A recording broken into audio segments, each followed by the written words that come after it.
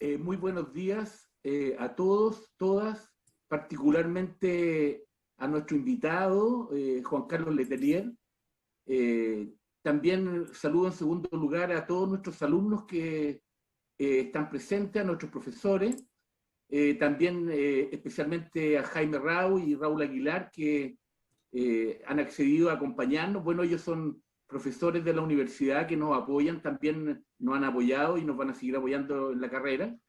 Les damos la bienvenida entonces a este evento que es altamente significativo para nosotros porque es un evento, digamos, que está en la línea de el gran ámbito de la interdisciplina, que es un ámbito que nuestra carrera, nuestra novel carrera de antropología ha definido, y por lo tanto, digamos, tenemos una línea de formación que apunta a que nuestros antropólogos tengan una formación interdisciplinar, es decir, le hemos dado mucha relevancia. Y nuestro invitado, bueno, está muy a la altura, digamos, de poder ilustrarnos, digamos, respecto a su experiencia, digamos, de interdisciplina, ¿no? De alguna manera, la carrera de antropología, cuando se creó, digamos, el año 2018 y se puso en marcha en 2019, en nuestro logo pusimos la frase "una antropología del sur para un mundo en transformación", y como que las transformaciones pronto empezaron a acelerarse muy rápido a partir de la creación de la carrera, digamos. Es pura coincidencia, digamos, el llamado estallido social, luego, digamos, la pandemia, etcétera. Entonces, nos ha puesto, digamos, como condiciones especiales para la antropología que estamos desarrollando, pero creemos que son muy desafiantes y estamos muy honrados de tener acá Juan Carlos Letelier. Creo que va a ser una de las primeras actividades contigo, que probablemente van a haber otras, no me cabe duda. Gracias por tu muy buena disposición y estamos muy contentos de tenerte acá y te escuchamos, Francisco, para que le demos inicio a esta actividad. Así que muy bienvenido en nombre de la carrera de antropología de la Universidad de Los Lagos. Muy bien, muchas gracias, Víctor. Yo he puesto aquí en el chat una frase para poder presentar a nuestro invitado, el profesor Juan Carlos Letelier, y la frase es una frase de nuestro invitado: ver no es un problema del ojo. Y es una frase que recorrió parte del mundo, ¿no es cierto?, en una exposición del artista visual Claudia Vázquez. De hecho, se expuso tanto en Santiago como también en otras partes del mundo. Yo quisiera mostrarles en este momento lo que fue parte de esta exposición, pero simplemente las fotos ya demuestran, ¿no es cierto?, cómo hay un conjunto de jóvenes, ¿no es cierto?, con camisetas de color blanco, ¿no es cierto?, cada uno con una letra en el pecho, ¿no es cierto?, y finalmente ellos van caminando hacia una plaza, ¿verdad?, y finalmente conforman, ¿no es cierto?, esta frase que nos ha regalado Juan Carlos, ¿no? Entonces, con esta frase yo quisiera comenzar la presentación de nuestro colega, porque justamente nuestro invitado, siendo biólogo, también es un hombre tremendamente multifacético, uno lo ve de pronto en los videos, ¿no es cierto?, que están presentes en YouTube. Tiene un canal en YouTube, ¿no es cierto?, que todos los días sábados en la noche ahí tiene un programa muy interesante sobre la actualidad política. Uno lo ha visto actuando, hablando, ¿no es cierto?, de cibernética y de inteligencia artificial, cosas bastante novedosas. También ha sido miembro y vicepresidente del Senado Universitario de la Universidad de Chile. Es un hombre multifacético, ¿no? En varios sentidos. Entonces, no solamente es un académico, un intelectual, sino que es una persona que ha trascendido su propia disciplina. Bueno, contarles que Juan Carlos Letelier Parga es licenciado en Ciencias por la Universidad de Chile en el año 1983, es máster y PhD, ¿no es cierto?, por la Universidad de Nueva York, el año 92, y creo que una de las mejores frases que pueden servir para presentar bien a Juan Carlos es el dicho popular: dime con quién andas y te diré quién eres. ¿Y por qué esto? Él se declara, ¿no es cierto?, un receptor intelectual directo de Humberto Maturana, Francisco Varela, John Waldman y Osvaldo Álvarez. Y efectivamente, ¿no es cierto?, él siendo muy joven, señala en su biografía, en su currículum, que conocer a Humberto Maturana a nivel de licenciatura en el pregrado le transformó la vida, ¿no? Destacar que en este andar que ha tenido Juan Carlos con estos grandes intelectuales, científicos chilenos, ¿verdad? Él desarrolló su tesis de licenciatura en ciencias, mención en biología, justamente teniendo como tutores a Humberto Maturana y Francisco Varela, ¿no? Él desarrolló como tesis de pregrado el tema respuestas cromáticas en el tectum de la paloma. Y bueno, y con Maturana y Varela ha tenido nuestro invitado varios artículos escritos en conjunto, ¿no es cierto? Sus trabajos en biología teórica no solo han sido citados, sino que han abierto nuevas sendas de reflexión en el campo de la biología y han puesto las ideas Maturana y Varela en la literatura más técnica, ¿no? El laboratorio, ¿no es cierto?, que dirige Juan Carlos en la Universidad de Chile ha sido el epicentro, sin duda, donde se originó el concepto de autopoiesis, y ahí he estado trabajando durante años en hacer una síntesis entre esta noción, la autopoiesis, y algunas otras ideas similares, especialmente referidas a los sistemas MR y R de Robert Ross, ¿no? Actualmente, Juan Carlos es académico adscrito a la Facultad de Ciencias de la Universidad de Chile, donde es profesor titular. Y destacar que desde hace un tiempo, ¿no es cierto?, es un miembro muy activo en el nuevo grupo de evaluación de Fondesit de inter y transdisciplina, donde hemos tenido la suerte, ¿no es cierto?, yo he tenido la suerte y el honor de compartir ese espacio con Juan Carlos. Para nosotros es muy grato tener la visita de Juan Carlos, y por sobre todo por uno de los aspectos que señalaba Víctor Hugo, ¿no es cierto?, en el saludo.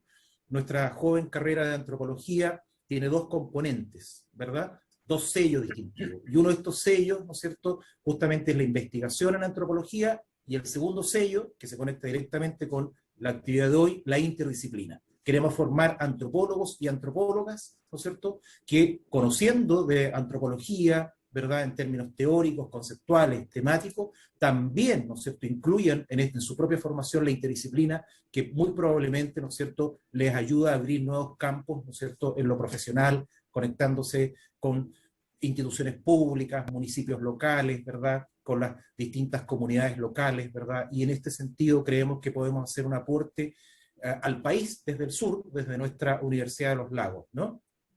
Bueno, en este sentido, sin más, quisiera, ¿no es cierto?, darle la palabra, ¿no es cierto?, a nuestro invitado, el profesor Juan Carlos Letelier. Bienvenido, Juan Carlos. Ya, muchas gracias por estas palabras tan conceptuosas, ¿ya? Buenos días, gracias por las palabras, gracias por invitarme. Y dado que la tecnología funciona a la velocidad de la luz, soy un poco abrupto. Yo soy un científico experimental antes que nada, en que hago cosas raras, muchas cosas raras. Aprendan eso, los jóvenes antropólogos que ustedes están formando, tienen que aprender a ser multifacéticos. La especialización, la especialización es para los insectos. Los seres humanos no tenemos que ser más de amplio espectro. Entonces, hoy día yo les voy a mostrar una charla hecha especialmente para acá, ¿ya? Y les pido perdón porque no tienen la forma de una clase, sino que tienen la forma de una performance. Yo usualmente hago performance, no hago clase, ¿ya? Entonces la voy a poner, y ojalá que funcione todo esto moderno. Entonces, ¿de qué voy a hablar hoy día? Voy a hablar de dos tópicos que están relacionados, pero que son muy diferentes en realidad, ¿ya? Uno es esto de la interdisciplina y el otro es de la transdisciplina. Y vamos a ver qué son estas cosas, y en vez de hacer una gran clase teórica sobre los conceptos, en que me equivocaría, voy a dar ejemplos de uno, ¿ya? Entonces, aquí, como yo soy una persona concreta, voy a decir dónde se compra la interdisciplina y dónde se lava la transdisciplina. Esas son mis preguntas básicas, ¿ya? Y voy a trabajar en esta idea a través de ejemplos, de un ejemplo en cada uno, que yo creo que es bien importante. Entonces, comencemos con la interdisciplina. Yo no sé si ustedes están, como esto es un ambiente universitario y clase, Si alguien quiere, a mí no me genera ningún problema. Si alguien tiene una pregunta me interrumpe y yo respondo, ¿eh? Yo no. Entonces comencemos con esto de la interdisciplina, y por esto de la interdisciplina voy a comenzar tocando un tema que se habla mucho y se entiende poco, que es esta idea de la autopoiesis de Maturana y Varela, ¿ya? Entonces voy a explicar, si puedo, en 2 minutos, qué es lo que es la idea de la autopoiesis y cuáles fueron las intuiciones básicas de Varela, perdón, de Humberto Maturana sobre todo, ¿ya? Entonces, en la primera parte es cómo opera el sistema nervioso. Una pregunta, a ver, espera un segundo. Aquí se ve más o menos mi puntero, se ve el puntero, se ve el puntero. Se ve, un puntero rojo. Entonces, ¿cómo opera el sistema nervioso? Entonces, la pregunta básica de Humberto Maturana en 1969 era cómo operaba el sistema nervioso, y aquí yo le pongo un organismo que tiene un sensor, ahí ese pelito, y el sensor cuando se activa, le hace cuchicuchi internamente al organismo, y el organismo él adentro, él no sabe que existe el mundo, ¿eh? El organismo no sabe.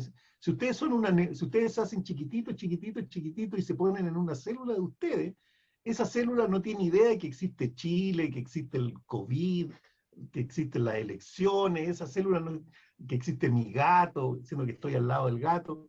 No tiene idea de nada. Esa célula lo único que ve es ella misma. Ni siquiera sabe que existen otras células, ¿ya? Ella lo único que ve la célula, como un ente autónomo, es su propio mundo de reacciones químicas. Eso es muy importante. Entonces, pero ese mundo de reacciones químicas, cuando yo lo modulo, porque le hago cuchicuchi a una proteína que está en la superficie, entonces aquí yo le hago cuchicuchi, el mundo le hace cuchicuchi a la proteína, y internamente se genera una conducta. Las células tienen conducta, porque esa conducta es que tiran moléculas para afuera, hacen cosas moleculares, ¿ya? Y esa conducta le toca al mundo, a todo el resto, a todo lo que no es la célula, y ese tocar el mundo afecta cómo es que cómo es que el mundo le va a volver a hacer cuchicuchi a mi sensor, ¿me explico? Entonces, todos los organismos vivos vivimos siempre en una secuencia infinita, en una espiral infinita de romper, que la acción genera percepción, la percepción genera acción, que genera percepción y acción, y nosotros nos movemos de eso. Y esto es lo que hizo Maturana, escribió en un artículo en 1969, que se llama, el que le interesa la historia le puedo mandar un artículo, BCL number, el artículo número 9 del Laboratorio del Futuro. Los norteamericanos habían financiado con mucho dinero un laboratorio que tenía un nombre muy rimbombante, que era Biological Computer Laboratories, que era el laboratorio del futuro, donde se iba a construir el futuro. Y ese laboratorio, bueno, duró como 25 años, y el documento más importante que sobrevivió a ese laboratorio es el BCL number 9, escrito por Maturana, donde está esta idea de que el sistema nervioso no es un computador, sino que hace correlaciones sensomotoras, y que en esas correlaciones sensomotoras construye los objetos del mundo. Miren la idea novedosa ya. Y entonces después de 1971, para que ustedes sepan, con un alumno que él tenía, con Francisco Varela, ellos hacen aquí un concepto fundamental de la carrera, hacen una translación. Trasladan la idea del sistema nervioso y se la aplican al metabolismo biológico, porque usan esta metáfora. Aquí les pongo un micrometabolismo. ¿Ven el micrometabolismo? ¿Ven ese micrometabolismo que A se convierte en B y B se convierte en C? Entonces, yo podría ver ese micrometabolismo como que uno es una acción y el otro es una percepción y el otro es una acción. Entonces, al hacer eso, puedo aplicar las ideas que escribe Maturana en su paper del 69 al metabolismo, y ellos entonces llegan a la idea de que lo básico de los sistemas vivos no es que tengan DNA, movimiento, nada de eso, no. Lo fundante de los seres vivos es que son redes cerradas de reacciones químicas. ¿Ve? Aquí si yo le sigo A más B produce C más D, C más D se junta con F que produzco G más H, y G se autotransforma en J, y J se transforma en B. ¿Se dan cuenta? Ahí tienen un loop cerrado. o que G más H se transforma en A más B, y ese se transforma en F. Entonces, lo fundamental de los seres vivos, es que son sistemas que se autofabrican y se autoencapsulan. Esos son los sistemas autopoyéticos. Yo sé que ustedes deben haber escuchado esto en muchos contextos, pero lo fundamental de la autopoiesis es que los seres vivos son los únicos sistemas que conocemos que se autofabrican, ¿ya? Y que al autofabricarse, además se autoencapsulan del resto del universo. Ellos se distinguen. Lo único que sabe un ser vivo es que él existe acá, y fuera de eso, de él, algo existe, pero que él no puede saber nada de ese algo, ¿ya? Y esa es la idea básica de los sistemas autopoyéticos, ¿ya? Que son sistemas que se autofabrican y se autoencapsulan. Y esta ha sido una idea seductora, pero seductora. Hay miles. Si ustedes no tienen nada que hacer después de ver la teleserie turca hoy día en la noche, cuando vean la teleserie turca, entonces después de ver la teleserie turca o su símil chilena, que me han dicho que hay una nueva teleserie chilena ya, googleen la palabra autopoiesis y van a ver que salen literalmente millones de referencias. ¿Ya? Y uno se pregunta, oh, si salen millones de referencias, esto tiene que ser una idea muy trabajada.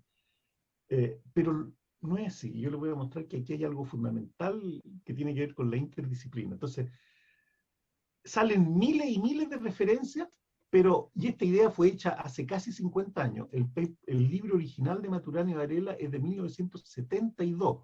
Eso hace 49 años atrás, un Mercedes. ¿Ya? O sea, esto es una idea de medio siglo de antigüedad. Pero esta idea, que yo la encuentro que es una idea espectacular, le falta un contexto técnico. O sea, no hay esta idea que es muy seductora, porque además tiene que ver con la autonomía, el ser vivo se autoencapsula, entonces tiene que ver con el concepto de autonomía. O sea, aquí hay seducción, ¡pum! Hay seducción para llenar, para tener, hay mucha seducción, aquí sí que hay mucha seducción. ¿Ya? Y uno de los primeros seducidos, como dijo Francisco Ter, fui yo, cuando en 1976 entré como pregrado a una universidad de Chile, bien gris en ese momento, y vi aparecer a Maturana con una bota a darme unas clases de biología celular, y ahí dije, no, esto es lo que quiero ser yo. Yo quería ser ecólogo. Mire, señor, yo quería ser ecólogo, ¿ya? Y en 2 clases de Maturana me convencí que ya nunca más me gustó la ecología. Yo quiero hacer lo que hace este señor, dije, ¿ya? Pero esa seducción que está en el libro que se llama de Máquinas y Seres Vivos, esa seducción le falta un resultado técnico. Le faltaba un resultado técnico en 1972 y le falta un resultado técnico en el 2021.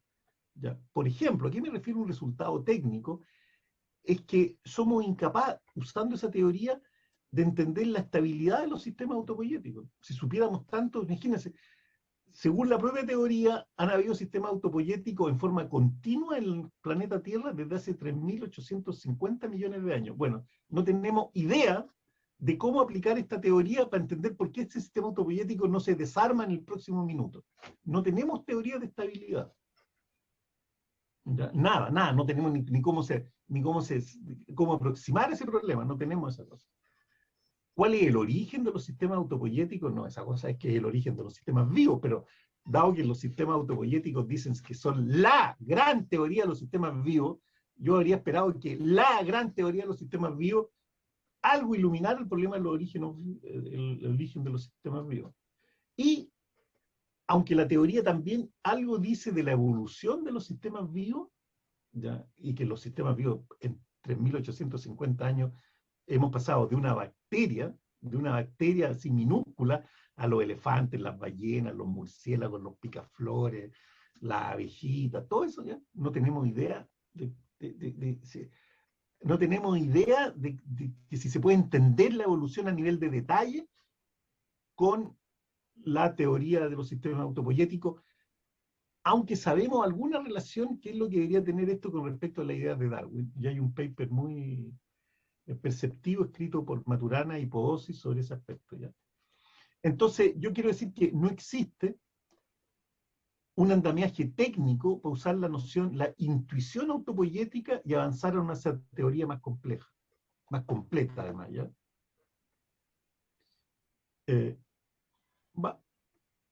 Y el problema, y una de las cosas que esta teoría es tan espectacularmente seductora, que si ustedes, como van a descubrir después de la teleserie turca, cuando alguien googleen la palabra autopoiesis, van a ver que se aplica a miles de cosas. Por ejemplo, este es un libro del 2017 sobre guerra moderna, ¿ya?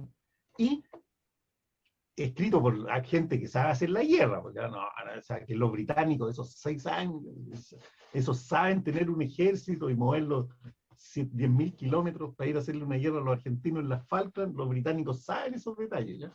Entonces miren la cosa más rara, dice, para concluir, en Inglaterra el discurso sobre la guerra fue construido usando una nueva conceptualización de la guerra y de poder militar, construida en la idea de emergencia, autopoiesis y complejidad, ¿ya? Y basado en las teorías de la cibernética. ¡Wow! ¿Cómo puede ser? ¿Ya? Y si ustedes quieren ya más raro, ya, por ejemplo, este es un investigador japonés que dice que tiene una teoría autopoyética de la creatividad. Entonces, ¿qué tipo de o sea, esto es ya una teoría mucho mejor que la relatividad, la mecánica clásica de Newton, porque esto es una teoría que sirve para entender los sistemas vivos, para ir a hacer la guerra o para la creatividad. O sea, ya no hay, esto sí que intertrans, multi, hiper, ya, mega multidisciplinario. No hay nada más, ya no hay nada similar, no solo en el planeta Tierra, sino que creo que en la galaxia. ¿No? Pero uno puede tener dudas de tanta plasticidad conceptual, ¿ya? Entonces les quiero hacer notar de que algo que no se explica en esto de la teoría es que otra gente pensó esto, ha pensado, y en esto Maturana y Varela se hicieron un flaco favor de no poner su teoría en el contexto del esfuerzo que hicieron otros. Y aquí les presento a este personaje que ustedes nunca han escuchado hablar y que nunca van a escuchar hablar después de hoy día, que se llama Robert Rosen, que era un lobo estepario de la ciencia.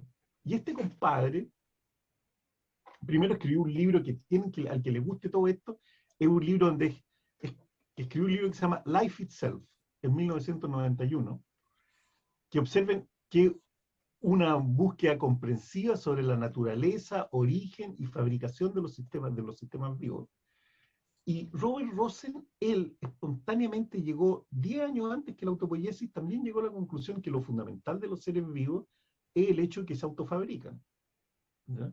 Pero él era un matemático, y aquí vengo, él era un matemático, Maturana y Varela eran neurofisiólogos, entonces aquí hay una diferencia en el mundo de cómo yo aproximo un problema. Entonces Rosen descubrió algo que lo dejó loco. Yo creo que Rosen descubrió un resultado básico de la matemática que lo dejó loco, y escribió un libro, que es este libro que tienen que leerlo, un libro que llama un libro lisérgico, con una claridad lisérgica, pero en este libro él sintetiza toda la ciencia occidental. Háganse esa ya.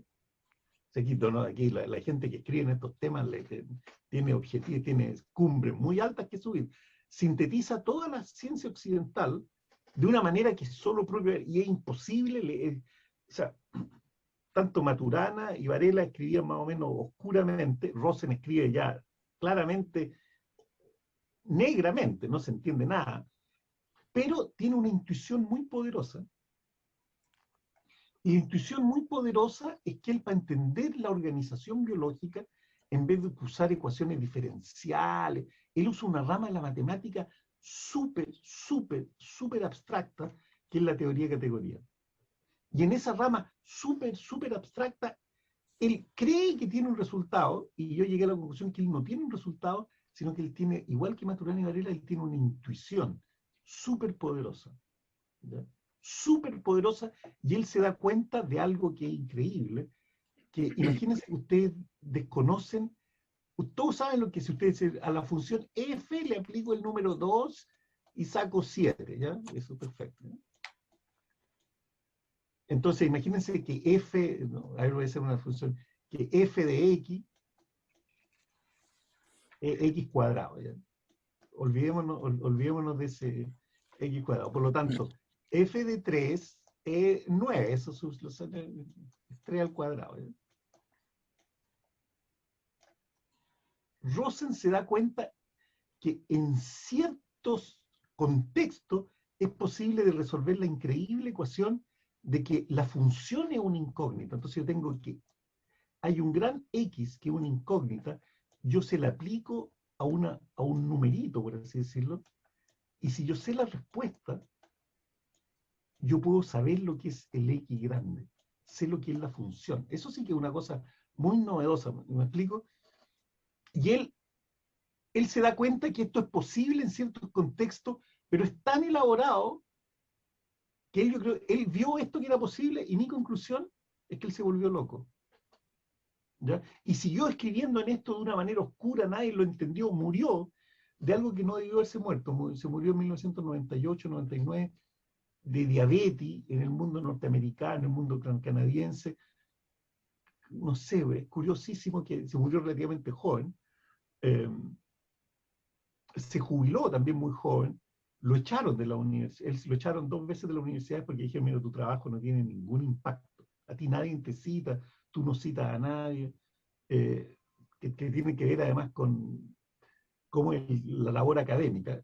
Y este compadre tuvo este profesor universitario norteamericano, nacido en Nueva York, tuvo esta intuición de ver la organización de un sistema de un punto de vista algebraico, usando una teoría súper compleja, que se llama la teoría de categoría, que ella se busca, la teoría de categoría, a los que les gusta este tema, dice que ella es la verdadera fundación de la matemática, para que se den cuenta de qué estamos hablando. Esto no es un pequeño ítem, una cosa...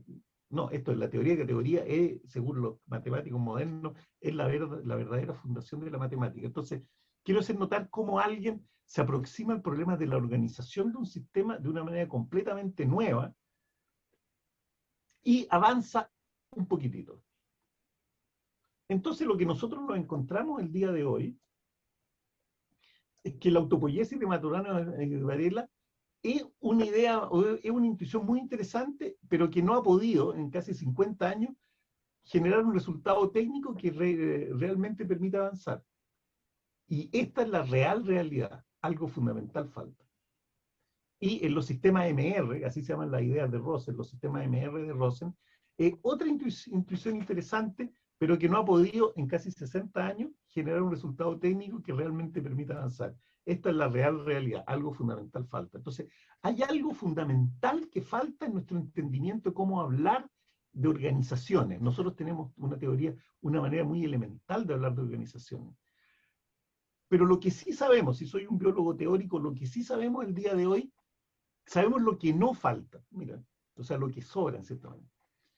No falta especulación de tipo filosófico-biológico, ¿ya? Se han generado ríos de tinta, ¿ya? Toda la especulación, todo ha sido pensado, en cierta manera, hay que reorganizar el pensamiento, ¿ya? Tampoco falta computación, esto no son problemas de computación, ¿ya? Además que Rosen claramente tiene una pseudo demostración de la que ya, en que los seres vivos son realidades no computables. Miren, los computadores no agotan la realidad, los computadores solo pueden resolver un subconjunto de todos los problemas interesantes. ¿Ya? Eso ya lo sabía Turing, y Rosen dice, mira, los seres vivos están los problemas que no se pueden resolver con un computador. ¿Y qué significa resolver un problema? No es poder simular el comportamiento de un ser vivo a futuro, en cualquier circunstancia. Eso Rosen dice, no, eso no lo va a poder hacer nunca, hoy día o en 1000 años. Tampoco falta la matemática trivial, no hay problema. O sea, cualquier teorema, cualquier teoría de las organizaciones que use ecuaciones diferenciales, que son en la práctica todas las teorías importantes, y que no mencione algo que se llama el teorema CAM, el teorema de Kolmogorov-Arnold-Moser, o sea, todas las aplicaciones elementales que tienen que ver con ecuaciones diferenciales tampoco van a servir. Y tampoco va a servir la física trivial, la termodinámica estadística, digamos, la termodinámica energética, la entropía clásica, todo eso no va a servir. O sea, cualquier teoría que no use la idea de procesos estocásticos tampoco va a servir. Entonces, estas son las cosas que no hay para qué, el que le interese este tópico no lo estudie. Entonces, nosotros sabemos qué es lo que falta. Lo que falta es entender la idea de autorreferencia, de autofabricación. Porque los sistemas vivos son los pocos sistemas en que ellos son su propia causa. Y eso es curiosísimo, ¿ya? Entonces hay que entender estos objetos, ¿ya? Hay que entender función, objetos matemáticos que se aplican a ellos mismos. Esa sí que es cosa rara, ¿se dan cuenta? Que se aplican a ellos mismos y que un ser vivo resuelve este problema. Él es como un punto fijo, un invariante, él se aplica a él mismo y resulta el mismo, ¿ya? Entonces, entender qué es lo que es F, qué es F, ¿ya? ¿Qué es lo que F en esta teoría? Eso es lo fundamental, ¿ya?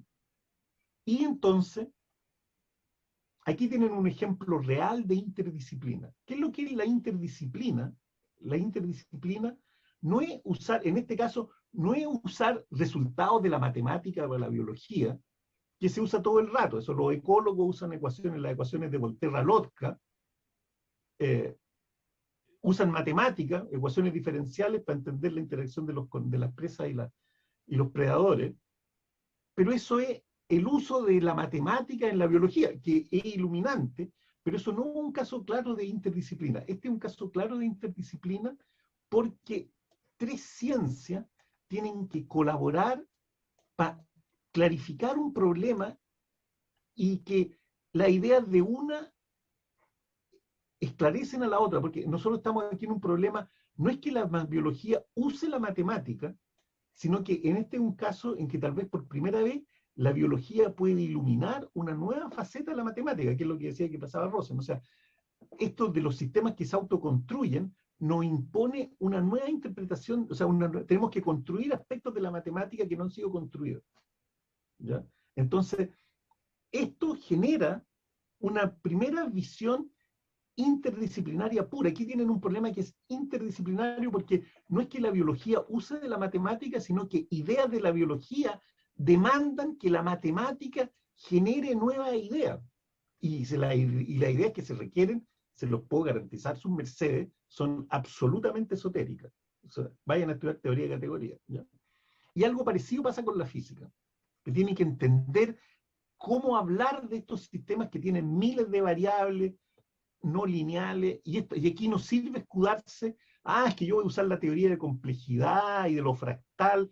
Yo les voy a decir un consejo a los alumnos, perdonen que les dé este consejo que puede ser contra lo que ustedes dicen en clase, lo lamento, pero estimados alumnos de la carrera en Osorno, si ustedes ven que alguien le habla que ustedes para resolver un problema requieren usar la teoría de complejidad y de lo fractal, ustedes abren la puerta y salen escapando de esa conferencia, porque eso no les raya a ningún lado.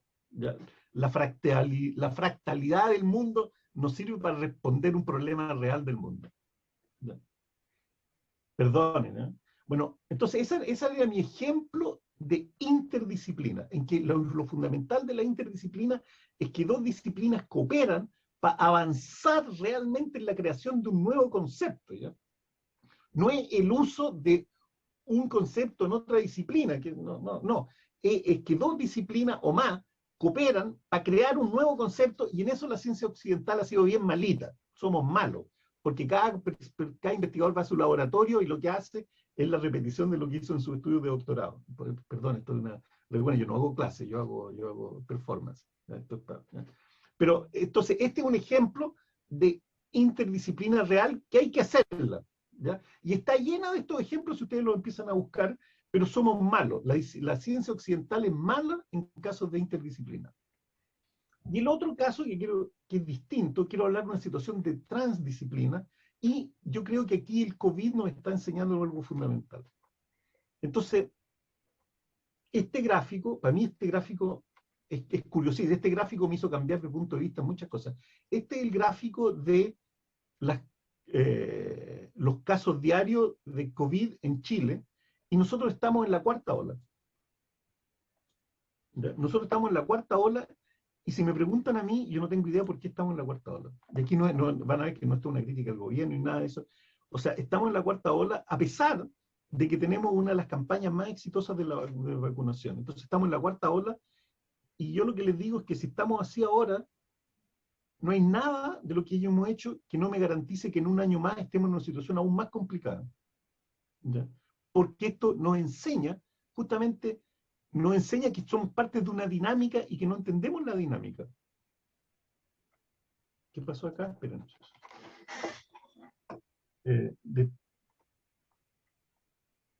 Perdón. Entonces, observen lo que pasa. Nosotros nos movemos en el mundo en esta teoría de agente, o sea, de una persona que tiene potencia de actuar versus el paciente. ¿Ya? Esto es de los que solo dice, doctor, haga, yo me pongo en sus manos, haga lo que quiera conmigo. ¿Ya? Entonces, nosotros vivimos en este mundo donde tenemos distintos agentes que tienen algo de potencia, que es el ministro de Salud, el jefe de los empresarios, la jefa del colegio médico, el presidente, que todos pelean, unos pelean más o menos con otros, y que estos que saben le comunican su futuro a los que, lo que yo llamo los que construimos la pirámide, o sea, los que hacemos Chile. Entonces nosotros tenemos nuestra manera de acercarnos a este problema de esta complejidad, los que saben deciden algo y le comunican a los que construyen pirámides lo que van a hacer, ¿ya?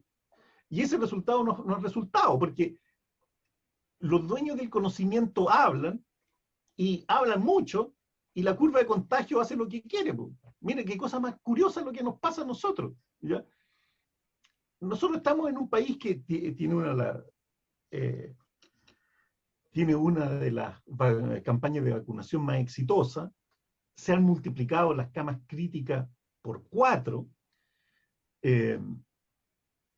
es más o menos centralizado y en teoría deberíamos haber respondido mejor que lo que hicimos, y los dueños del conocimiento por decir, han hablado hasta por los codos, pero la curva de contagio sigue siendo como autónoma de lo que nosotros hacemos.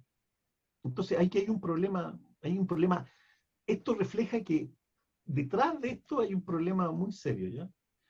Y aquí lo copié de un libro en inglés, digamos, de qué es lo que es la transdisciplina, ¿ya? Entonces, para que vean, lo que falta es un análisis transdisciplinar del problema. Entonces, el conocimiento transdisciplinar es una producción de conocimiento que enfatiza que el conocimiento es contextualizado, ¿cachai? No existe en un contexto, ¿ya?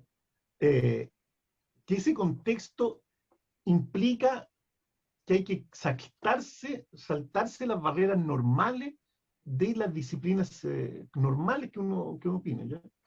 Y, crucialmente, que la producción transdisciplinar requiere subsumir, llaman los gringos, pero requiere considerar una variedad, no solo uno, una variedad de personajes, de actores no académicos, ¿ya? Para la producción de conocimiento. Y ahí es donde nosotros hemos fallado. También tenemos que considerar cómo vamos a ponerle nota al conocimiento que generamos. ¿Solo es por trabajo académico o por otras razones? ¿Ya?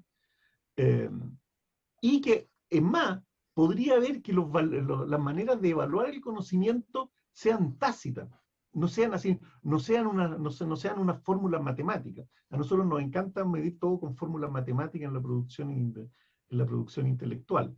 Entonces, este es un problema absolutamente transdisciplinario. ¿Se dan cuenta? Este no es un problema interdisciplinario, es transdisciplinario, sobre todo porque tengo que considerar a los actores no académicos en la resolución del problema, como en evaluar si el problema lo estoy resolviendo o no.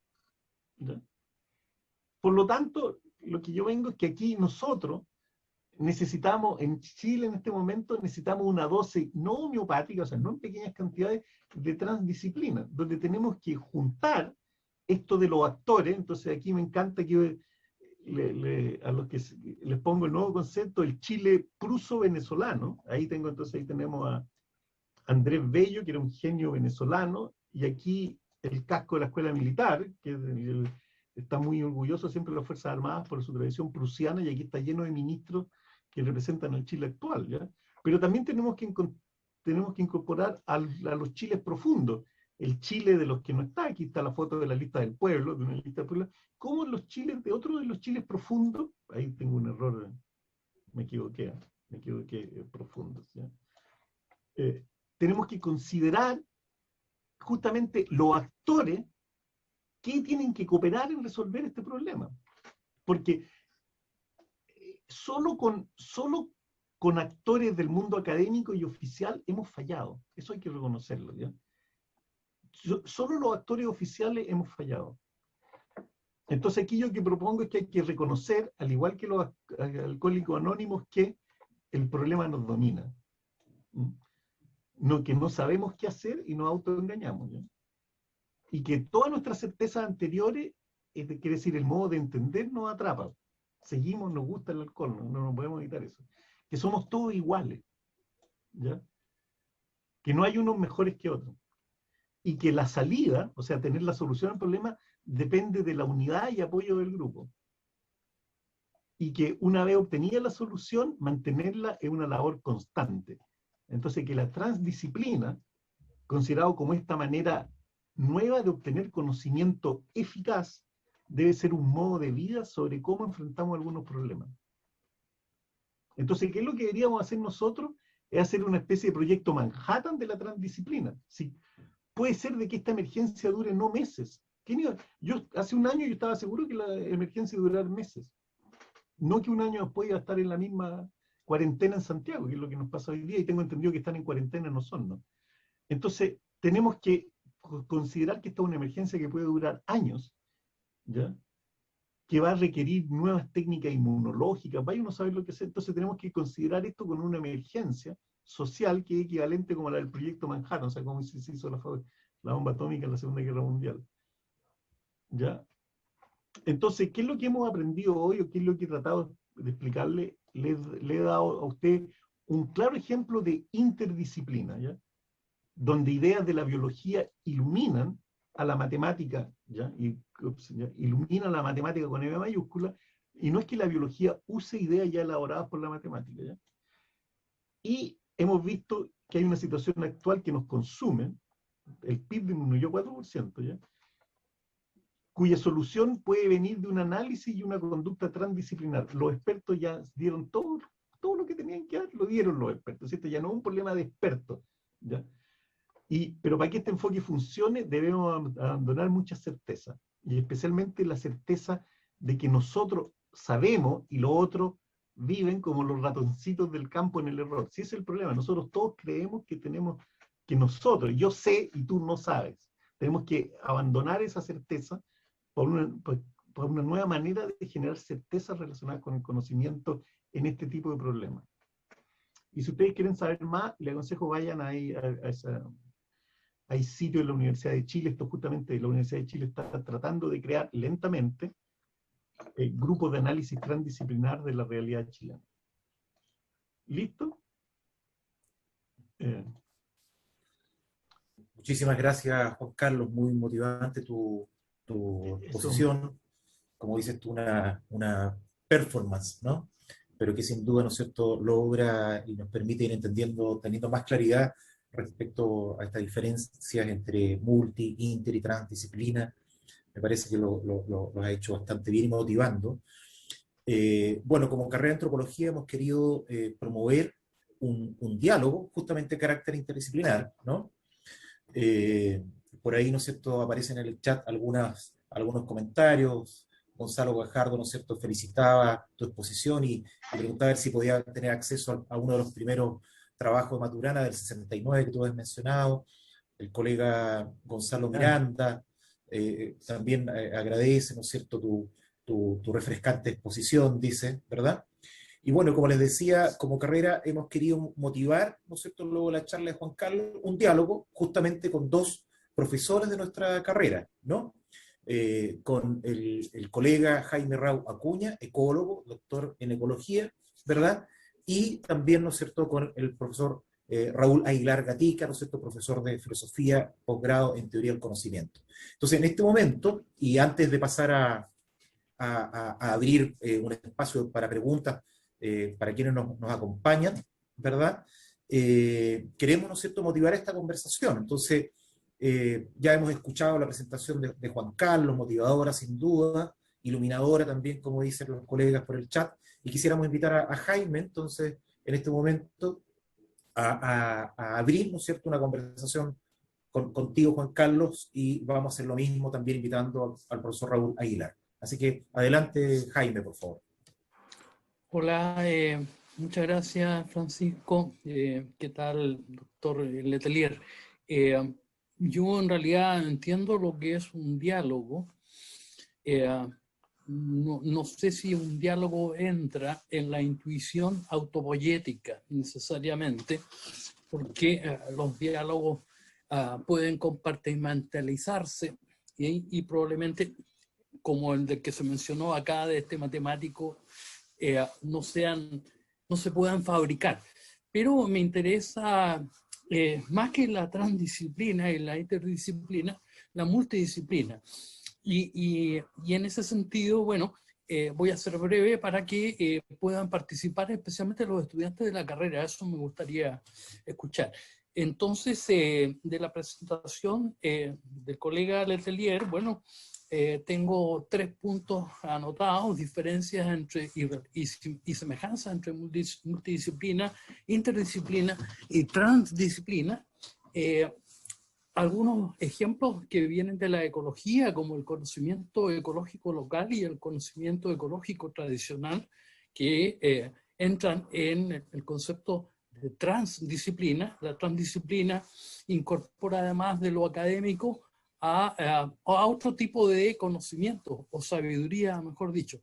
Y la relación de la biología con las ciencias sociales a través de la aplicación del concepto o intuición autopoyética por Niklas Luhmann, ¿ya?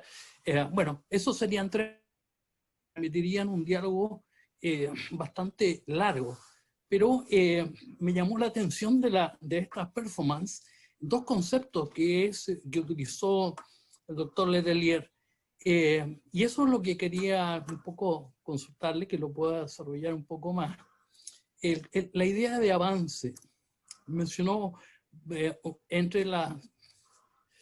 cómo aplicar la autopoiesis. Esto tiene que implicar ciertos tecnicismos y que impliquen avance, ¿ya? Y bueno, entonces yo quisiera conocer en qué sentido está considerando lo que es el avance. No creo que la especie humana deba avanzar para tener un nuevo proyecto Manhattan, ¿ya? Y lo otro, bueno, un poco estos organismos autopoyéticos, y donde finalmente en los niveles de organización terminan en nuestra especie, en el ser humano, ¿verdad? Los estados de conciencia, ¿cómo entran en ello? Eso es.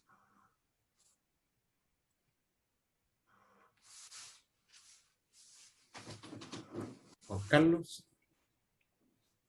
Estás muteado, Juan Carlos. Respondo inmediatamente. Sobre Luhmann, Luhmann tiene una intuición también, que la sociedad humana son como gases de conversación, son metabolismos de conversación, ¿ya? Y aquí nosotros estamos creando un metabolismo básico de conversación. Entonces yo puedo interpretar un grupo humano como el gas o el metabolismo de conversaciones que genera. Entonces, si yo voy al club de planeadores de Santiago, ahí todo el mundo habla de alas, del avión, las corrientes ascendentes, y eso forma un grupo cerrado de conversaciones, donde si yo hablo de que a mí me gusta la Sonora Palacio, nadie me va a tomar en cuenta. Entonces, Luhmann usa la metáfora de este sistema cerrado de autoproducción como para entender una sociedad humana como un sistema cerrado de conversaciones. Pero yo no creo que esto ilumine mucho a la sociología. Yo no soy sociólogo, yo no creo que esto ilumine mucho a la sociología. Entonces no puedo opinar en realidad lo que dijo Luhmann, porque yo creo que lo que le falta a Luhmann, ya a los biólogos teóricos que nos gusta, es lo que dice el profesor Rao, ¿hacia dónde queremos avanzar? Si yo tengo una teoría, es porque soy flojo. ¿Ya? Las teorías sirven a los flojos para no tener que hacer experimentos. Entonces, y para poder resolver problemas que demorarían muchos experimentos. Si yo quiero entender la estabilidad de las vías metabólicas, cómo es que la estabilidad de un sistema organizado, cómo es que no se desarma. Todos ustedes, sobre todo los alumnos, tienen como experiencia vital que si ustedes hacen una microorganización, por ejemplo, el carrete del día sábado en la noche, ¿cómo hacer un carrete eficiente donde todos lo pasen chancho? Hay que preocuparse que la mezcla de alcohol y papas fritas que llegue sea bien, que la mezcla de los de sexo, porque si llegan puras papas fritas y todos llegan a las 2 de la mañana, no tengo carrete. Entonces, hacer cualquier cosa ligeramente organizada, que tenga más de 5 procesos y 9 componentes, se desarma. ¿Cómo es que los sistemas vivos, o sea, el metabolismo de Escherichia coli tiene 1600 reacciones metabólicas elementales y 1600, si no más, o sea, 2000 reacciones más que se llaman reacciones de señalización, en que le hacen cuchicuchi a las macromoléculas. ¿Cómo eso no se desarma? Es un misterio. Entonces, ¿a dónde tenemos que avanzar?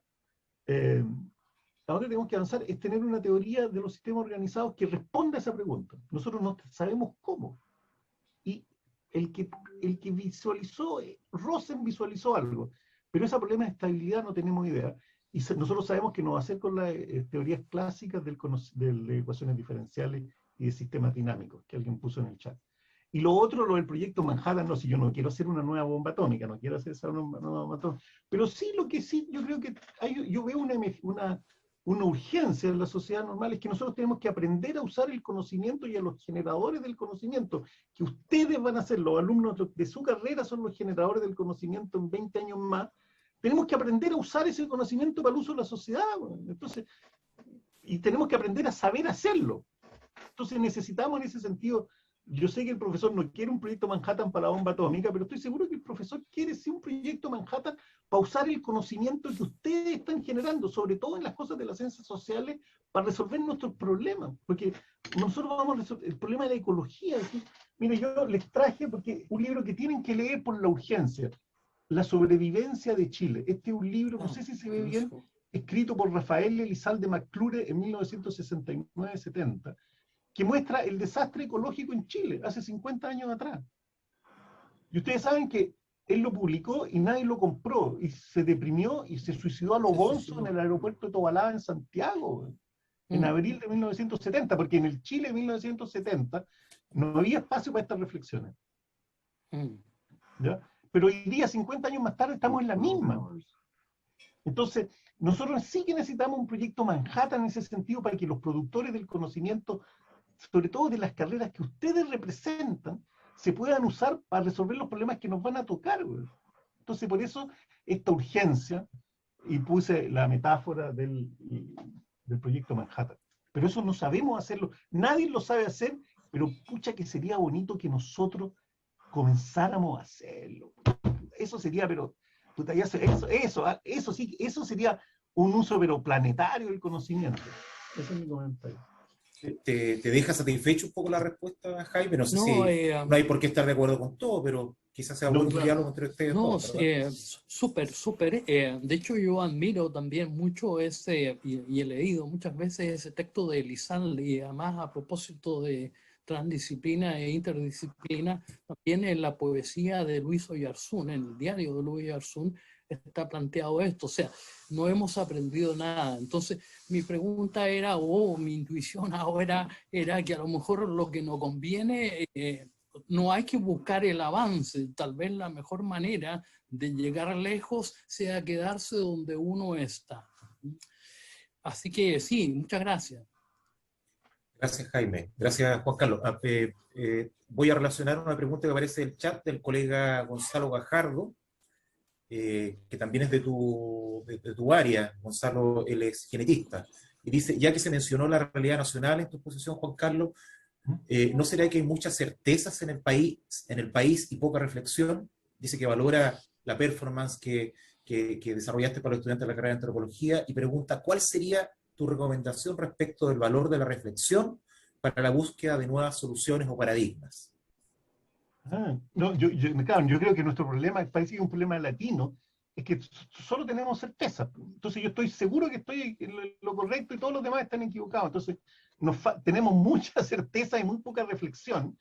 Y no respetamos al otro, que hay que entender que el otro, ¿por qué piensa lo otro? Hay que ponerse en el puesto del otro y tenemos que soltar tanta certeza. Yo creo que eso nos falta en general. Muy bien. Bueno, ahora, ¿no es cierto?, invitamos al profesor Raúl Aguilar Gatica, ¿no es cierto?, a comentar, a hacer preguntas, ¿verdad?, promover un diálogo con nuestro invitado e incluso también con el profesor Jaime Rao. Así que adelante, profesor Aguilar. Está muteado.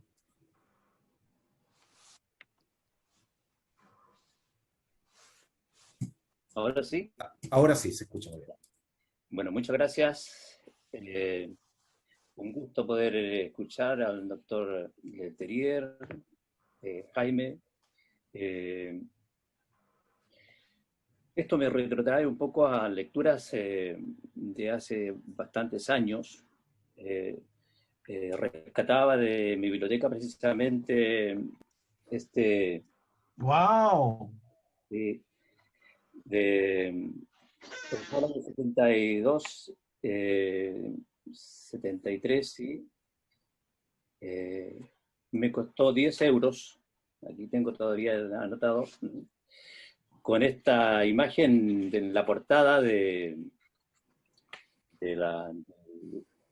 urólogo, del uróboro, ¿ah? Sí. La serpiente que se come la cola y está se come su cola. formando un círculo y que representa un poco gráficamente la idea de la autopoiesis. En este mismo texto señalan Maturana y Varela que en esta etapa en la que ellos están no pueden asegurar que este concepto de autopoiesis pudiera proyectarse a otros ámbitos que no sean el cual ellos están de alguna manera allí exponiendo. Curiosamente, de acuerdo a lo que ha mostrado el doctor Letelier, ha habido millones de referencias, ha motivado millones de diálogos y conversaciones y seminarios y estudios, y no se ha llegado todavía a lo que ellos proponen. Si en algún momento esto tuviese una proyección en la sociedad, dice, bueno, se daría esta estructura a nivel social. Creo que de alguna manera esto está también dentro de un ambiente tal vez generacional o por ciertas etapas de evolución de la sociedad. Se generan ambientes que simultáneamente en distintos lugares y desde distintas disciplinas hay ciertos niveles de coincidencia en lo que se busca. Porque si yo comparo esto con lo que señala también, por ejemplo, Bentalanffy, mira, le voy a mostrar a Juan Carlos esta edición de la Concepción Biológica del Cosmos, editada también en el año 72-73 por la Universidad de Chile. Una estupenda edición, impresa en España porque de buena calidad, en lo cual precisamente señala Bentalanffy cómo desde distintos ambientes, de distintas realidades, hay determinados niveles de coincidencia, ¿ah? en la forma, en lo que se busca, en la generación de estas intuiciones. Aunque él reconoce que no renuncia desde su rol de la biología y espera que desde la biología se pueda explicar la conducta humana. Está de alguna manera también dentro del ambiente de lo que el doctor Maturana pudo desarrollar posteriormente. Bueno, y eso, si uno lo observa, el mismo Robert Rosen también dentro de su teoría lo que plantea es que lo importante es el concepto de organización, y que los biólogos se han preocupado más bien de estudiar las partes de un organismo y no las formas como se interrelacionan. Y es eso a lo cual hay que atender, digamos. Desde el punto de vista de la filosofía también se encuentran este tipo de planteamientos en la búsqueda de un determinado sistema, y particularmente también a nivel de las filosofías que se interesan por el desarrollo científico. Tenemos, por ejemplo, el caso de Thomas Kuhn, el caso de todos aquellos que están dentro de su ambiente, como es el caso de François Jacob, por ejemplo, que desde la biología o desde la física buscan el establecimiento de un sistema que sea explicativo, que de alguna manera rompa ese camino unidisciplinario que va parcializando la ciencia y va generando explicaciones cada vez más difíciles y excesivamente formalistas, desatendiendo en alguna medida los problemas reales. Entonces, creo que una de las cosas atractivas que se desprende de lo que ha planteado el doctor Letelier en este momento es esta perspectiva de mostrar problemas complejos vinculados a las cosas casi cotidianas, que es tal vez el mayor mérito al cual puede aspirar un planteamiento interdisciplinario. Claro que tiene sus riesgos, como se señalan algunos, porque no es fácil que desde distintas perspectivas disciplinarias dialogar, ponerse de acuerdo. Ese diálogo que plantea el profesor Rau no es llegar y sentarse, sino más bien es poner la disciplina a disposición porque se da entre la ciencia ciertas jerarquías. Las ciencias denominadas duras tienen un cierto desdén por las ciencias llamadas humanistas. Eso en el ámbito interdisciplinario es un tema que tiene que resolverse para poder generar condiciones de confianza y evitar que se establezca una relación jerárquica entre las distintas ciencias, porque de lo contrario la interdisciplina se transforma más bien en el monopolio de una de las disciplinas sobre las otras. Entonces ese es un tema importante de poder resolver a nivel de un trabajo interdisciplinario. Más complejo todavía es en el caso de la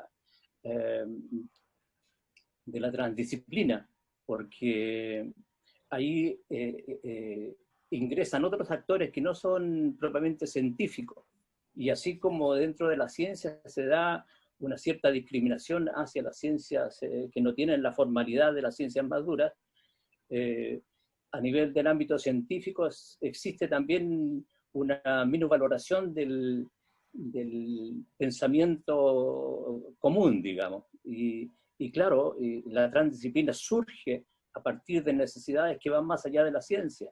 Los problemas de la transdisciplina surgen porque hay problemas que la ciencia no puede resolver y se requiere de alguna manera también, y porque el impacto que puede tener también el trabajo de una transdisciplina tiene que ver con problemas complejos.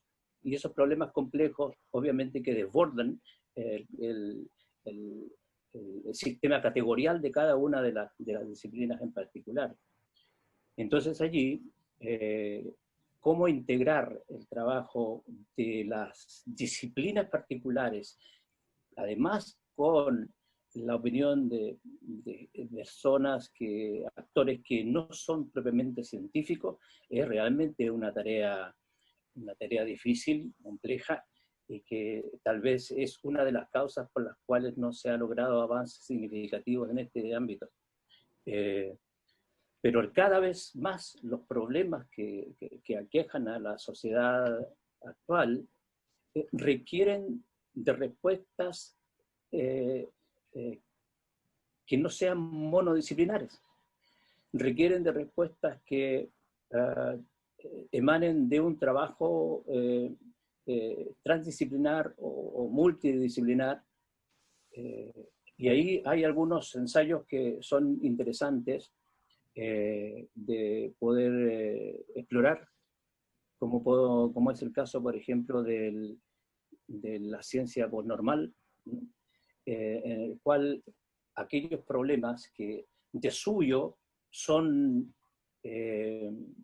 imposibles de poder resolver desde una disciplina en particular o desde una interdisciplina, requiere la incorporación de aquellos actores que sufren el problema y que van a sufrir posteriormente también las soluciones. De modo entonces que no es precisamente posible de marginar ese tipo de actores, porque la ciencia tiene un rol social y no puede hurtarse, digamos, la sensibilidad de los problemas y las posibles soluciones de aquellos actores que la sociedad de alguna manera pone como afectados precisamente por el propio desarrollo de la misma. Así que otro problema que uno en la bibliografía encuentra es la dificultad de encontrar indicadores universales para poder resolver cuándo un problema es interdisciplinar, cuándo un problema es transdisciplinar o multidisciplinar. Y eso puede encontrarse a veces en casos específicos, como los que ha mostrado el doctor Letelier en este momento. Y eso lleva entonces a la idea de que la interdisciplina y la transdisciplina no existe como categoría, sino más bien existen problemas interdisciplinares y problemas transdisciplinares, porque para que algo sea precisamente de rango científico, como dice Gustavo Bueno, tiene que tener un sistema categorial, y la interdisciplina no lo tiene, y la transdisciplina tampoco lo tiene, digamos, sino que tiene que construirse en el conjunto de opiniones de los participantes. Y ahí es tal vez lo más rico, porque ahí es donde se genera un nuevo conocimiento y se genera tiene que construirse el problema. Las categorías disciplinares tienen que adaptarse en un nivel de igualdad para poder categorizar este problema y eventualmente buscar soluciones. Entonces, es un problema, yo diría, que para el cual no hemos aprendido. La sociedad actual tiene en este momento ciertos parámetros que no van precisamente en esa dirección. La sociedad, incluida las instituciones, están sometidas a una influencia de opinión pública que desvirtúa precisamente todas las posibilidades de poder enfrentar los problemas sobre los cuales tal vez podemos intercambiar algunas ideas también. Estamos viviendo en el caso de Chile, como señalaba el doctor Letelier, el caso de la pandemia. Estamos viviendo en Chile el caso de la nueva constitución, y eso muestra precisamente las dificultades que se nos vienen encima. Por ahora es lo que puedo opinar. ¿Qué te pareció, Juan Carlos, esto? La inter y transdisciplina no como categoría, sino como problemas. Sí, no, bueno, primero quiero hacer notar algo sobre Bertalanffy. Bertalanffy, yo le aconsejo a todo el mundo que haya leído a Bertalanffy que lo vuelva a leer con más cuidado. Sé que no debería mencionarlo, pero Bertalanffy tiene en la Segunda Guerra Mundial un pasado bien complicado, ¿no? Y eso hay que estar consciente, que él trabajó mucho por ocultarlo, ¿no? Pero Bertalanffy era un profesor con carné del partido nazi austríaco, ¿no? Algo parecido a Heidegger. Pero comprobadamente, ¿eh? Y hay una enorme tesis sobre eso. Entonces, y Bertalanffy eso explica además, Bertalanffy lo que él quería hacer, Bertalanffy quería ser antes de la Segunda Guerra Mundial, él quería ser el Robert Rosen, él quería ser el Newton de la biología. Lo dice, él quería ser el Newton, encontrar las ecuaciones de la organización. Y después, como no puede, porque no es fácil, hace esto de la teoría general de sistemas, que son peticiones básicas de sistemas, no es una gran teoría. Entonces, Bertalanffy hay que volver a leerlo con cuidado, ¿eh? En ese sentido, Robert Rosen es mucho más profundo que Bertalanffy, también Maturana, pero tuvieron distintas resonancias. Yo creo que esto justamente, los problemas de la inter y la transdisciplina, yo creo que hay problemas de la inter y la transdisciplina que hay que aprender. Se requiere que todos trabajemos, aprender a hacer esa nueva ciencia. Es como la ciencia actual es el producto de Galileo y el Renacimiento. Esto que uno hace experimentos para probar hipótesis. Tenemos que trabajar para una nueva ciencia, ¿ya? Que va a costar. Le hago notar además que en el libro de cibernética, que es como un libro de organización, el libro de Norbert Wiener dice la cibernética, el libro de 1948, él dice de sí mismo y de la cibernética que va a ser una revolución científica equivalente a Galileo. Mira las cosas que... No sé, aquí hay gente muy sobre, que le había que ajustarle el carburador, ¿no es cierto? Es muy importante, si no estaban pasadas revoluciones, ¿no? Entonces, Norbert Wiener dice del mismo, no resultó así, ¿eh? Pero yo creo que va a ser fundamental y que es el rol de todos nosotros construirla. Y eso es lo que hay que hacer. Yo no sé cómo se hace, ¿ya? Pero es notable que en Chile existan grupos, cada vez más grupos, que estén orientados a este análisis inter y transdisciplinar, que obviamente un análisis hoy día es elemental, o sea, es trivial, está balbuceante, pero es increíble que tengamos eso. Eso es un aspecto positivo de nuestro país, ¿ya? Que, fíjate que, y eso es lo que hay que potenciar. Y obviamente que eso pasa centralmente, no por los que estudian, perdón, ingeniería química, pero los que estudian cosas que tienen que ver con el mundo de lo social. Y sobre todo con el mundo de la contaminación, el medio ambiente, las organizaciones sociales. Entonces, por eso es tan importante que sus alumnos estén al tanto de esto, ¿no? Y que ellos contribuyan a fabricarlo. Yo no sé cómo se va a hacer, ¿eh?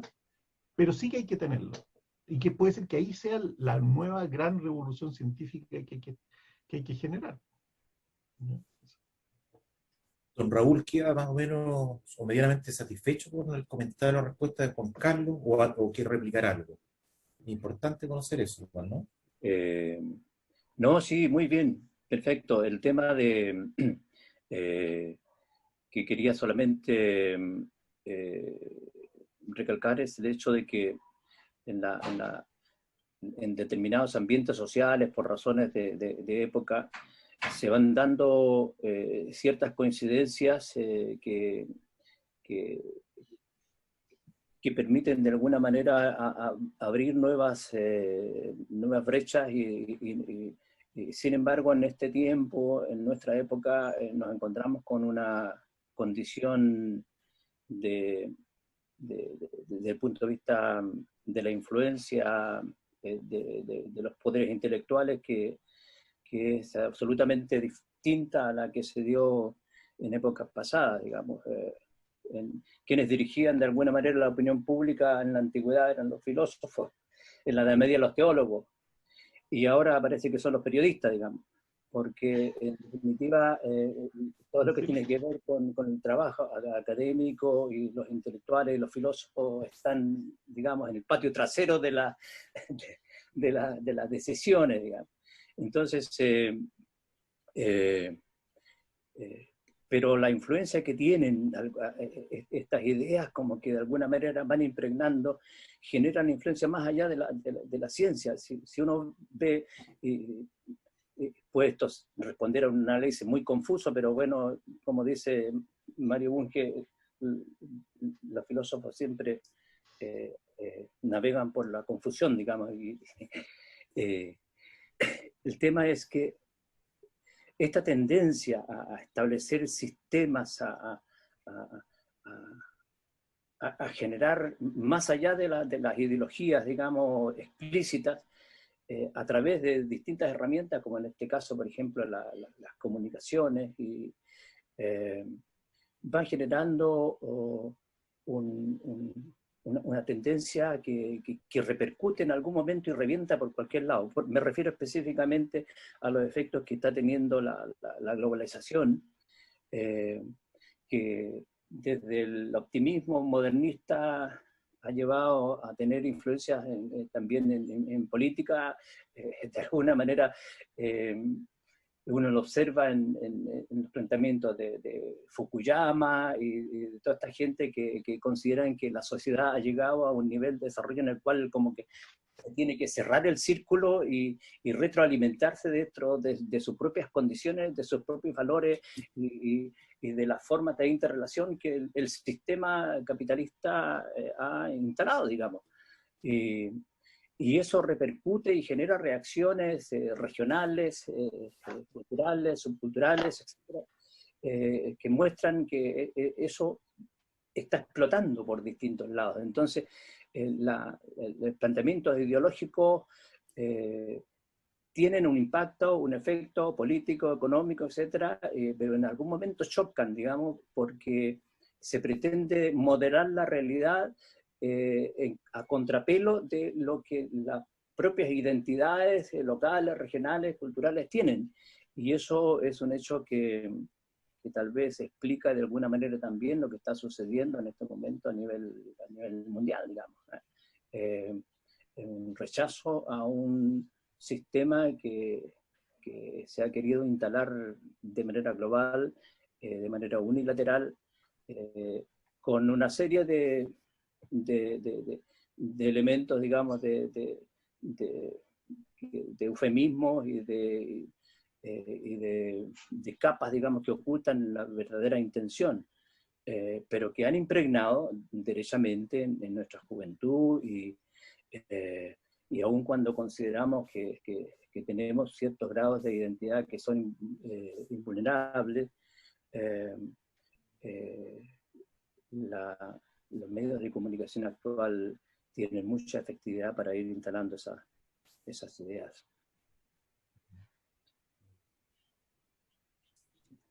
Eso. Muy bien, gracias, don Raúl. Mientras se prepara Jaime, quizás haga una segunda vuelta de comentario y pregunta. Adelante, Juan, perdón, disculpa, adelante, Juan Carlos. Yo quiero mostrar esto de la globalización y teorías modernas, quiero mostrar una foto que los va a dejar Lelo. A ver. Perdonen. A ver, esto los va a dejar, pero... A ver si nos puede sorprender, Juan Carlos. ¿Ven esta foto? Sí, sí se ve. Bueno, esta foto es absolutamente... Entonces, esta foto es hecha... Entonces, los gringos, en 1957 los rusos sacaron el Sputnik, ¿ya? Y entonces los gringos se pusieron rápidamente a trabajar para tener tecnología equivalente, y en el 58 crean la NASA, y el mismo año crean BCL, este computador, este laboratorio donde Maturana va a hacer el 69 su paper sobre el sistema nervioso, ¿ya? Entonces, en 2 años más tarde, en 1961, el joven laboratorio BCL hace como su baile de entreno en sociedad, ¿me explico? El baile de los 15 años, y hace una gran conferencia en autoorganización. Esta es la conferencia en self-organization de ese año, ¿ya? Del 61, en BCL, para decir, aquí estamos nosotros, y invitan a todos los que tienen que invitar, ¿ya? Invitan a todos los que tienen que invitar. Por ejemplo, allí está Ludwig von Bertalanffy, que es el grande, ¿ya? Aquí está Roche Ashby, que es el gran teórico en ese momento de la cibernética. Pero aquí, con esto de la globalización, quiero hacer notar lo siguiente. Aquí está Stafford Beer, el que viene a Chile en 1971 y en la Corfo se autoconvence en realidad a Fernando Flores de hacer el proyecto 5, de la cibernetización de la economía chilena. ¿Han escuchado ustedes hablar los alumnos de nuevo del proyecto 5? Eso tienen que estudiarlo. Es una locura así fenomenal. No iba a funcionar ya, pero era una deliciosa locura fenomenal hecha por la Corfo y organizada por Stanford Beer, que se viene a vivir a Chile. Este compadre era súper famoso en 1971 y que tiene que salir escapando con el golpe. Pero él no quería volverse a Inglaterra, Stafford Beer. Y este personaje es justo en la otra banda. Ese personaje, ¿saben quién está ahí? Hayek, el gran ideólogo de la economía social, de la economía de mercado. ¿Y por qué lo invitan a la conferencia de la autoorganización? Porque Hayek tenía una idea de la autoorganización de los sistemas económicos, y por eso está ahí. Y aquí está von Fester, que es el jefe del laboratorio de BCL, que no está claro, que nadie lo sabe, pero él pasa 10 meses de su vida, entre 1965 y 63, él pasa 10 meses de su vida en Chile, le tuvo mucha apreciación, y en julio del 73, von Fester hace el mejor curso de cibernética nunca hecho en la galaxia, fue hecho en Santiago de Chile en julio de 1973, en la Escuela de Ingeniería, donde él, Stafford Baer y algunos otros, los que está aquí, Maturana, Varela, hacen un curso moderno de cibernética, indicando la nueva cibernética, y en realidad ustedes deben de saber que la cibernética clásica murió, pero quedó el linaje, y eso es la autopoiesis. La autopoiesis tienen que verlo, que es la heredera real de la cibernética, para que lo sepan sus alumnos. Perfecto, excelente fotografía. ¿Eh? ¿Le gustó la fotografía? Claro, con varios ahí elementos que no conocíamos. Mira, antes de dar la palabra al colega Jaime Rau, hay muchas felicitaciones en el chat, ¿verdad? Tienes como tus seguidores, Juan Carlos. Mira, comentar un par de preguntas que hacen los colegas. Por ejemplo, el colega Gonzalo Mardones, quien es geógrafo, pregunta, ¿no es cierto?, ¿cómo debiesen configurarse los equipos de investigación universitaria para lograr la inter y la transdisciplina? Y me gustaría conectar esa pregunta con una pregunta que hace nuestra colega Alejandra Lazo Corbalán, quien es antropóloga, profesora de nuestra carrera, y donde dice, bueno, felicita a profesor Letelier, dice, y pregunta cómo se ha recepcionado la teoría de la autopoiesis en las artes, dice, ¿no? En la arquitectura. ¿Y cómo ves esto tú? Digamos, ¿cómo sería un poco, yo entiendo, el trasvasije, ¿no es cierto? O la contaminación, ¿no es cierto?, del concepto de autopoiesis, ¿no es cierto?, en las artes y la arquitectura. ¿Y por qué se decide usar el término proveniente de otras disciplinas? Por ejemplo, cuando se dice que la arquitectura es un sistema autopoiético. ¿Qué ventajas pudiese tener esto? Dos preguntas para luego pasar a volver nuevamente a Jaime. Vaya, vamos a ver. Yo soy un biólogo. A mí no me gusta. Hay un libro, yo soy un biólogo, me gusta la biología.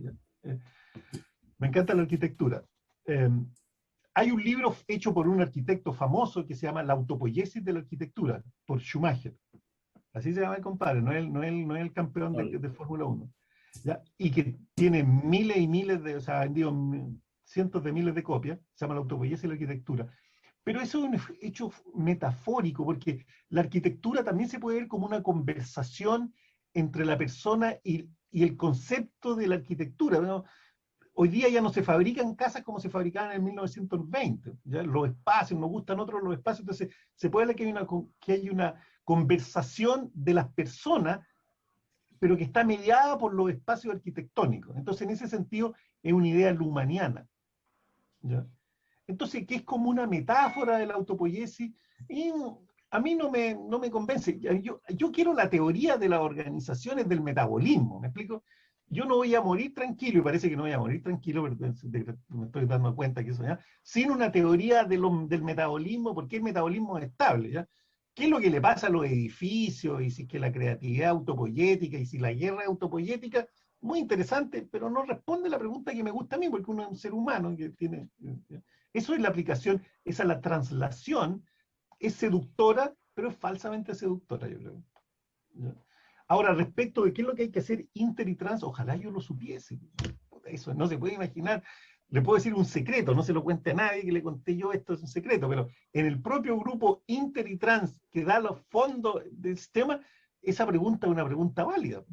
Nosotros no tenemos idea, pero lo que sí hay que saber, o sea, para la transdisciplina, usted no puede hacer transdisciplina de calidad en el mundo moderno sin considerar a los que van a sufrir las acciones de su gran investigación científica. ¿No? Eso no puede, eso hay que considerarlo. Y la interdisciplina hay que buscar elementos donde haya esta retroalimentación mutua de los problemas. ¿Ya? Entonces, ahí es importante esa retroalimentación mutua. Hay que encontrar, no todos los problemas son accesibles por la interdisciplina, hay problemas que son netamente disciplinares. ¿Ya? Pero hay muchos problemas que están en la frontera. Y los problemas más interesantes están en la frontera. Entonces hay que encontrar los problemas, encontrar los que quieran hacer eso, porque mucha gente no quiere hacerlo también, ¿no? Eso le hago notar. Mucha gente está muy feliz en su zona de confort y dice, mira, no, yo sé hacer esto, si tú me estás invitando a otra cueca, yo no bailo esa cueca. Entonces, eso es lo que puedo decir sobre cómo organizar un grupo inter y trans. Son muy distintos. hay que encontrar los problemas, pero los PERTES trans es que hay que considerar a los que van a sufrir, o sea, los actores que son súper importantes y que con su conocimiento pueden dar vuelta a eso, y yo les tengo una excelente charla, pero no la puedo hacer ahora, porque eso ya, pero me puede invitar. Puedo dar un ejemplo de transdisciplina en la Segunda Guerra Mundial con la historia del radar. Eso es muy, muy interesante. Los británicos, sin saberlo, hicieron un excelente ejemplo de transdisciplina en el desarrollo que ellos tuvieron del radar. Y ofrezco esa charla si me invitan algún día. Vamos a tomar el guante sin duda, ¿verdad, Víctor? Porque miren, hay una serie de preguntas que por tiempo, ¿verdad? No vamos a poder tomarlas lamentablemente. He estado un poco viendo cuáles son las preguntas que no se han considerado, no han tenido alguna respuesta, y eso lo he mencionado. Pido las disculpas a quienes hayan hecho comentarios y preguntas y no las hemos estado incluyendo. Estamos ya 1:30, ¿verdad? Vale. Hemos tenido cerca de 50 personas conectadas de distintas partes, no solamente estudiantes y profesores de la carrera, sino distintas partes del país, incluso amigos, colegas desde Brasil viéndonos. Les propongo lo siguiente. Vamos a tomar el guante e invitar a Juan Carlos para una próxima charla. Quizás pedirle a Jaime, digamos, unas últimas preguntas, comentarios, ¿ya?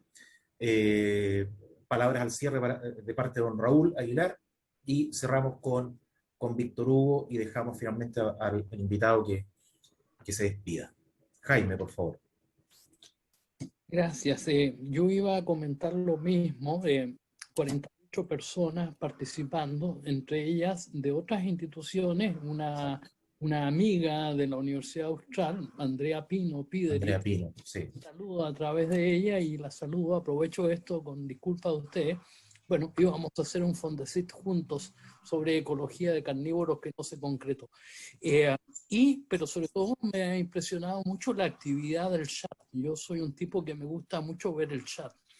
Y hay mucha actividad, así que muy bienvenida a esa conferencia que nos está ofreciendo el doctor Letelier. Voy a estar ahí escuchándola y mirándola.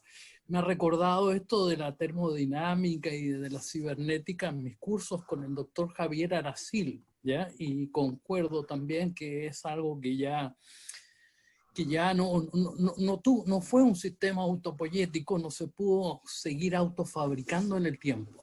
Entonces, esas ideas son importantes. Me ha quedado claro también a través de las exposiciones del otro panelista, de mi colega Raúl Aguilar, poco qué es lo que entienden por avanzar. Pero mi trabajo en terreno es fundamentalmente en la Patagonia. Ahora estoy escribiendo un proyecto para seguir en la Patagonia a pesar de esta pandemia. Y ahí hay un dicho que se usa mucho y que dice que apurarse significa perder el tiempo. Por lo tanto, a veces a mí no me gusta mucho esta palabra de avance, pero ahora entiendo que en el fondo se habla de progreso científico, y eso me recuerda a una persona que yo admiro mucho, porque es un anarquista, fue un anarquista filosófico, Paul Feyerabend, ¿ya?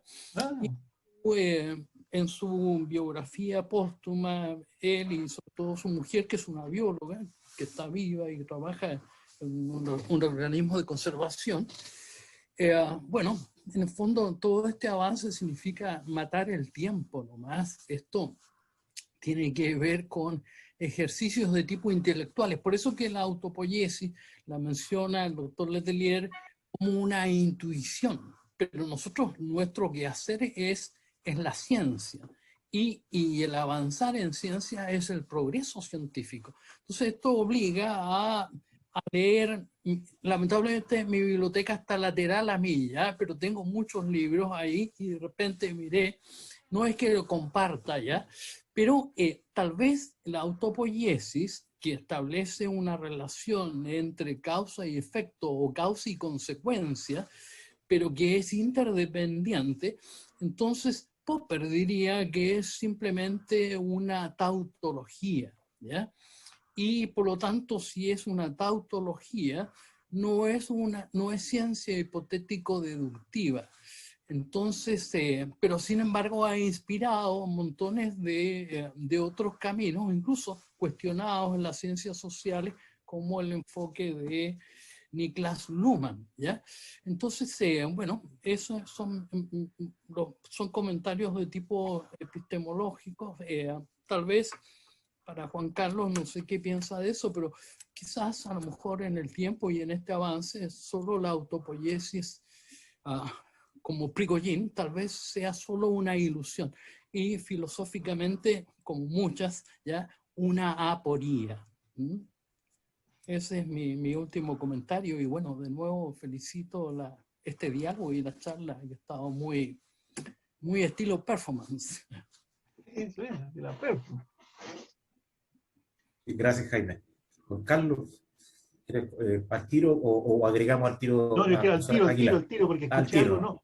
no. Ya, dele entonces. Popper, forget it. No, si hay ciencia que es puramente, que no es experimental. La matemática no puede ser experimental. La matemática, aquí hay una reflexión sobre el mundo de las ideas y la matemática se le escapa a Popper ahí.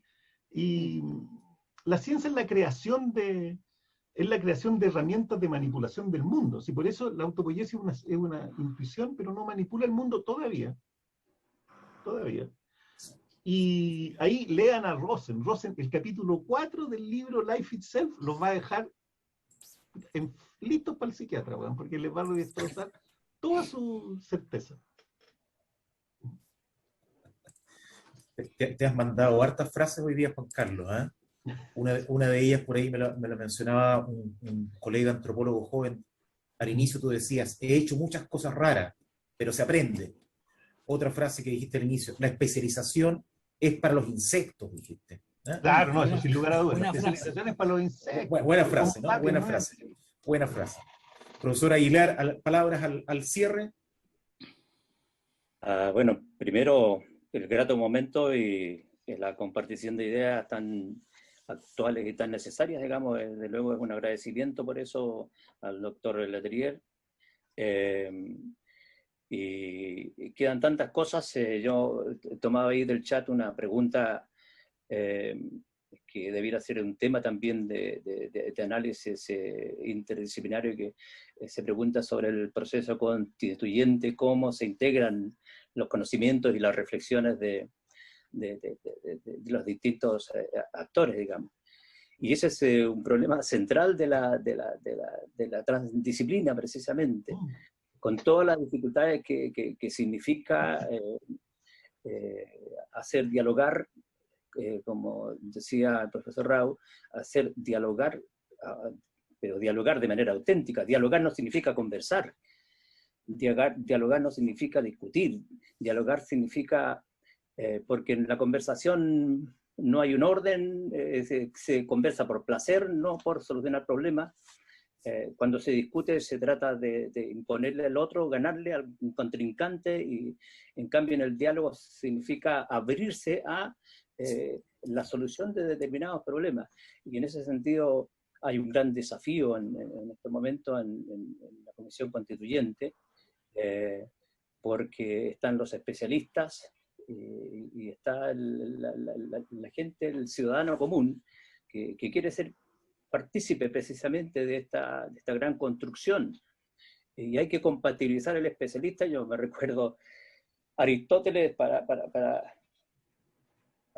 escribir la política, estudió 180 constituciones. ¿Cuántos habrán estudiado los especialistas que están incorporados ahí? No importa, lo importante es que se genere un diálogo y que con respeto se puedan poner al mismo nivel también la opinión del ciudadano común, que en definitiva siempre tiene algo que decir, y eso es lo que es muy difícil tal vez y me recordaba a propósito de lo que decía el profesor Rau, de este librito de Feyerabend, ¿por qué no Platón? ¿Ah? Y ahí nos dice que los profanos pueden y deben vigilar la ciencia. ¿Ah? Sí.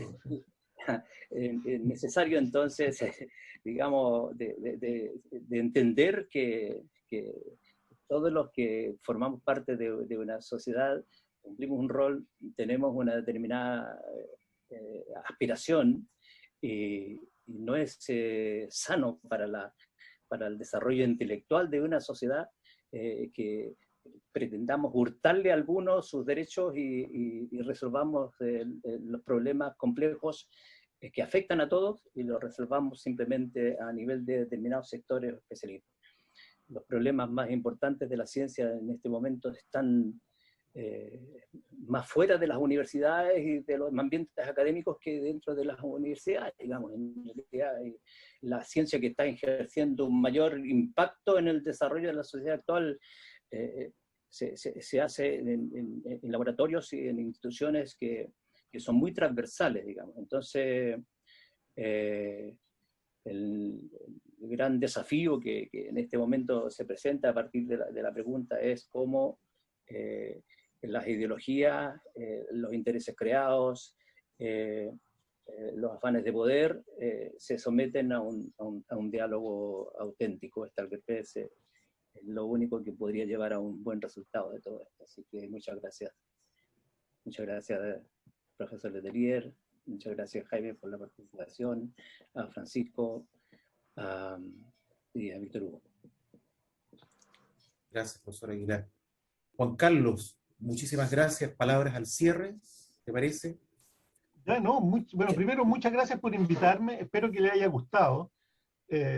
Como digo, yo soy un científico experimental, pero he hecho muchas cosas raras en la vida. Entonces, por eso tengo una experiencia que no es usual.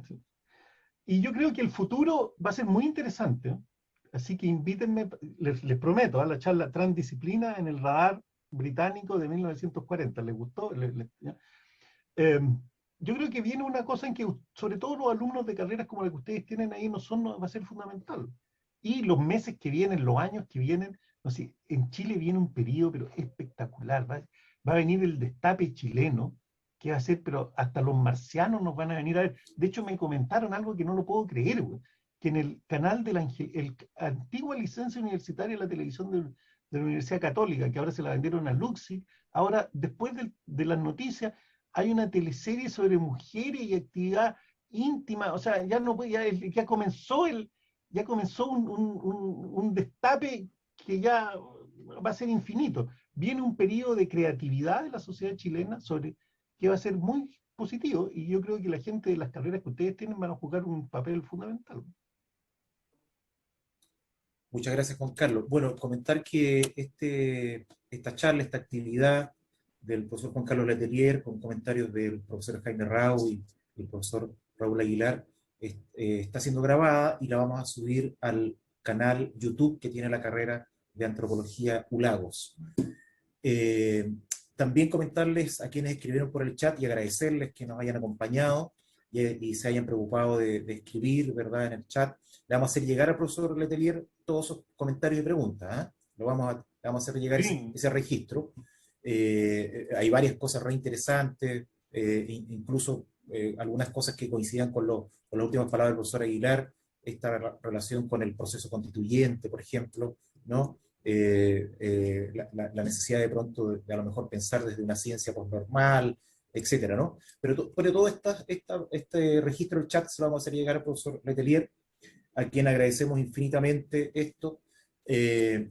Y antes de darle la palabra a mi colega Víctor Hugo Venegas para que cierre la actividad, volver a la frase inicial, ¿no es cierto?, que colocamos al inicio de esta actividad. Ver no es un problema del ojo. Juan Carlos Letelier, ¿no es cierto?, y con una obra de arte moderno de Claudia Vázquez, ¿no es cierto?, que se expuso tanto en Santiago como en Austria, ¿no? Ver no es un problema del ojo. Muchas gracias, Juan Carlos. Víctor Hugo. Bueno, primero que todo agradecer, digamos, esta performance que nos ha donado gentilmente el profesor Letelier, que ha sido muy iluminadora, y además también los comentarios y las preguntas de Raúl y de Jaime. Es difícil cerrar un evento como este porque en realidad quedan más cosas abiertas que cerradas, ¿no? Es difícil, digamos, poder decir, digamos, una palabra que pueda cerrar esto. Ahora, creo que el mayor damnificado de esta conferencia ha sido Niklas Luhmann, ¿no? Creo que de alguna manera, digamos, yo me siento, digamos, tocado de alguna manera porque leí mucho a Luhmann y lo estudié bastante en México. De hecho, tomé muchos cursos con el ventríloco de Luhmann al español, digamos, que fue Javier Torres Nafarrate, que fue su traductor, ¿no?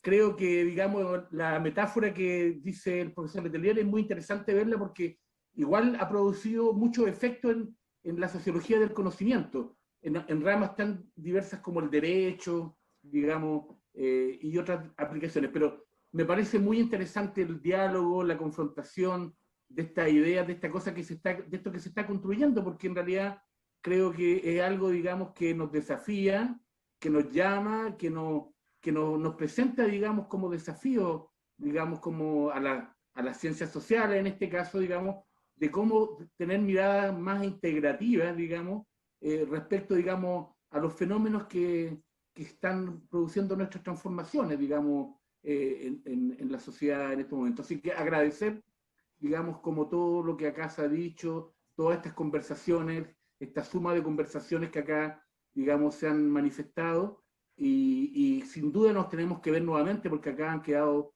muchas cosas abiertas como para continuar, digamos, el diálogo y la conversación. Así que la carrera de antropología, digamos, agradece, digamos, la presencia de todos y nos veremos en una próxima oportunidad. Gracias. Luego. Chao, chao, chao, chao. Chao, chao. Chao, Que chao a estén muy todos, bien. muchas gracias. Chao, chao. Que estén muy bien. Gracias a todos.